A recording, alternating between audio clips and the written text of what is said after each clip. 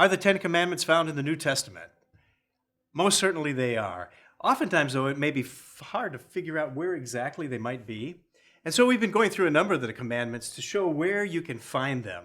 And of course, a great place to start, if you forget, well, where can I find them? Remember to look at Jesus' teachings, because throughout his ministry while he walked the earth, he focused back on the commandments.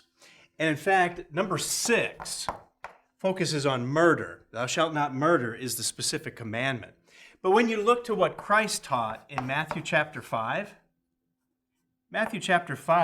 he deals with this very issue, and he just doesn't focus on the killing aspect of the commandment. In fact, he multiplies the meaning of that commandment in Matthew chapter 5, verse 21. Here's what he said. You've heard that it was said to those of old, you shall not murder. So there's that 6th commandment. But he goes on. Whoever murders, he said, will be in danger of the judgment. But, Christ says, I say to you, whoever is angry with his brother without a cause shall be in danger of the judgment. Now then he goes on to continue that teaching. And he points to something so critical that it's not just this physical act, that he brings it to the real spiritual intent of that commandment. In fact, there's a tradition with the Hebrews that deal with that very fact, that it's not just about murder, but they have a little phrase that's called Lashon Hara. Lashon Hara. That's kind of difficult to read. Maybe I can rewrite the Lashon part. L-A-S-H-O-N. Lashon Hara. And do you know what that means?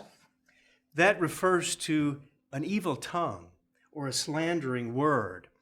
And it points to the intent of that commandment, that whether it's slander or whether it's evil speaking or whether it's put-downs or whether it's gossip, all of those things, the Lashon Hara, the evil tongue, compare to the spiritual intent of the meaning of thou shalt not murder. And so that's a critical aspect of what Christ taught. And if we remember that, Christ came in many ways to give the spiritual intent of God's law. And certainly when it came to the 6th commandment, he did that very thing. Join us next time for a few more of the commandments that we can find in the New Testament. We'll see you then.